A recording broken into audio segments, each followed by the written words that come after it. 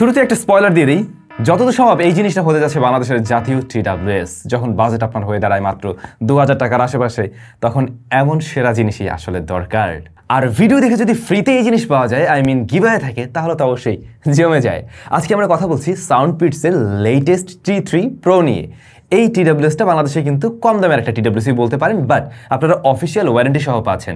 বাংলাদেশে কিন্তু সাউন্ডপিটস এখন অফিসিয়াল, এবং রেইনবো গ্যাজেট থেকে আপনারা 6 মাসের অফিসিয়াল ওয়ারেন্টি সহ পারচেস করতে পারবেন। এবং মজার ব্যাপার হলো, রেইনবো গ্যাজেট আপনাদেরকে ফ্রি হোম ডেলিভারিতে এই জিনিসটা প্রোভাইড করছে সারা বাংলাদেশে।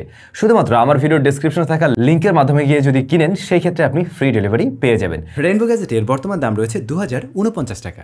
সাউন্ডপিটস T3 Proর বক্স বেশ স্লিম, তবে ভিতরে সবকিছুই আছে, যেমন কেবল রয়েছে, সিলিকন টিপস রয়েছে কয়েক জোড়া, এবং ইউজার ম্যানুয়াল গাইড যা যা থাকে আর কি। বাট এই বাডসের যে কেসটা, এই কেসটা দেখে আপনার মোটেও মনে হবে না এটা 2000 টাকার আশেপাশের কোনো একটা বাডসের কেস। এটা দেখতে আপনার কাছে মনে হবে লেদার টাইপ, মনে হবে লেদার দিয়ে তৈরি, তবে এটা আসলে প্লাস্টিকে তৈরি। হাতে নিলে সেই ফিলটা আপনি পাবেন।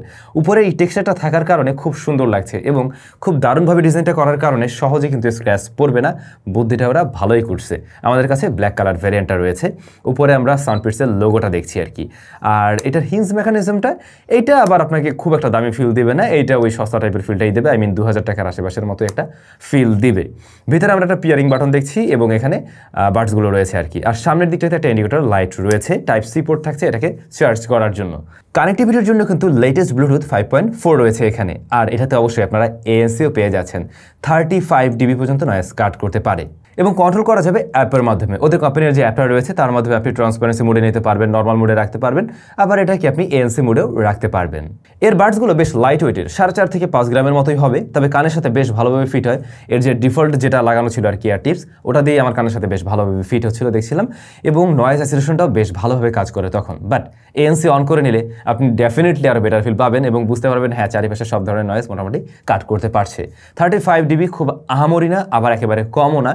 ইনডোরের জন্য এটা বেশ ভালো একটা সাপোর্ট দেয়। আউটডোরে খুব যদি লাউডলি সাউন্ড থাকে আশেপাশে, সেক্ষেত্রে আপনার মনে হতে পারে আরেকটু থাকলে বেটার হতো।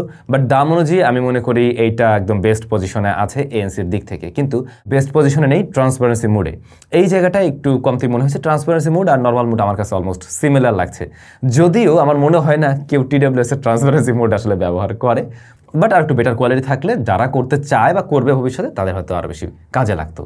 থাকছে IPX4 এর রেটিং, হালকা পাতলা স্প্ল্যাশ প্রুফ বলতে পারেন। একটু আগে আমরা কথা বলছিলাম এদের অ্যাপ নিয়ে। অ্যাপের নাম হলো পিটস অডিও, যা আপনারা Google play store, Apple app স্টোরে পেয়ে যাবেন, এবং খুবই ইউজার ফ্রেন্ডলি। একেবারে কোনো ধরনের হিজিবিজি নাই বলতে পারেন, জাস্ট 2টা পেজের মধ্যে ওরা সব কিছু রাখছে, এবং সেখান থেকে সব ধরনের কাস্টমাইজেশনের সুযোগ আপনি পেয়ে যাচ্ছেন। লাইক এইটার টাচ কন্ট্রোলিং, সেটা আপনি আপনার মতো করেও কাস্টমাইজ করতে পারবেন, যে ফিচারটা হয়তো অনেক TWS এর ক্ষেত্রে দেখা যায় না। এছাড়া ইকুয়ালাইজার তো চেঞ্জ করা যাবেই, পাশাপাশি রয়েছে বেশ কিছু প্রিসেট মোড, সেগুলো চাইলে আপনি অনায়াসে এখান থেকে ব্যবহার করতে পারেন, রিম্যাপ করতে পারবেন আর কি অনেক কিছুকেই। যারা TWS দিয়ে গেমিং করতে চান, হ্যাঁ, এটাতে গেমিং মোড আছে, যেটা অন করে নিলে মেবি 80 ms এর মতো এরকম একটা ল্যাটেন্সি কমে আসে আর কি। তো আমরা একটা টেস্টিং রেজাল্ট এখানে দিয়ে দিচ্ছি, দেখলে আপনি বুঝতে পারবেন কতটুকু ল্যাটেন্সি আছে।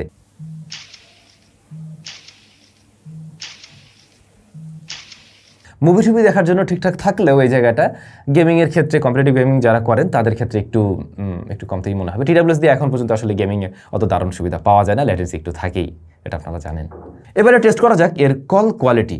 এই মুহূর্তে আপনারা যে সাউন্ডটি পাচ্ছেন, এটা রেকর্ড করা হয়েছে কিন্তু সাউন্ডপিটস T3 Pro দিয়ে। কি মনে হলো মাইক্রোফোন কোয়ালিটি?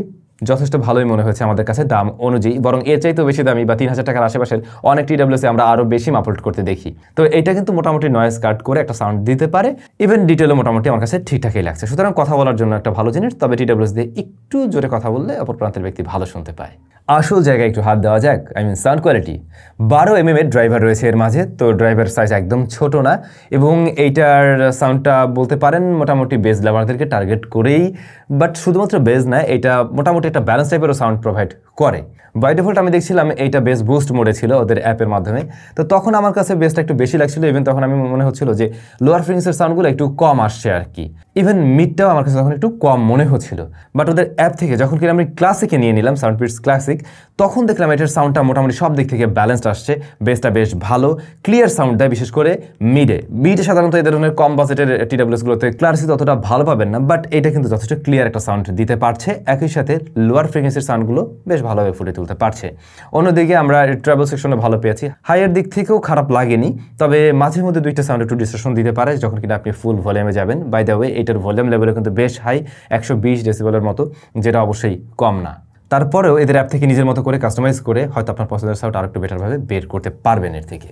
ব্যাটারি আছে এই কেসের মাঝে 450 mAh এবং প্রতিটা বাডসে রয়েছে 40 mAh করে। কোম্পানি তো ক্লেম করে এর থেকে খুব আহামরি ব্যাকআপ পাবেন, বাট আমাদের টেস্টিং যেটা বলে আপনি 4.5 ঘন্টার মতো এএনসি অন রেখে ব্যাকআপ পাবেন। তবে ভলিউম লেভেলটা অবশ্যই এখানে ম্যাটার করবে। যদি আপনি ফুল ভলিউমে দিয়ে শোনেন ডেফিনেটলি একটু কম পেতে পারেন, বাট আমাদের টেস্টিং ছিল কিন্তু 70% ভলিউমে।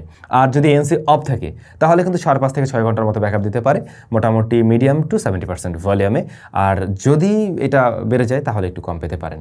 বাট কেসটা কিন্তু আবার ভালো ব্যাটারি ব্যাকআপ দিচ্ছে, 3.5 বারের মতো চার্জ করতে পারবেন এর থেকে। তো সব মিলে ব্যাটারি ব্যাকআপটা একদমই ডিসেন্ট জায়গায় আছে, আমি এটাই বলবো। এখন এই জিনিসের কি কমতির জায়গা নেই? ডেফিনেটলি আছে। যেমনটা আমি শুরুতেই বলছিলাম, এটার হিঞ্জ মেকানিজমটা আমার কাছে খুব একটা শক্তপোক্ত মনে হয়নি। এটা যদি জোরে চাপ লাগে ভেঙে যাওয়ার পসিবিলিটি আছে, অবশ্যই যত্নশীল হতে হবে।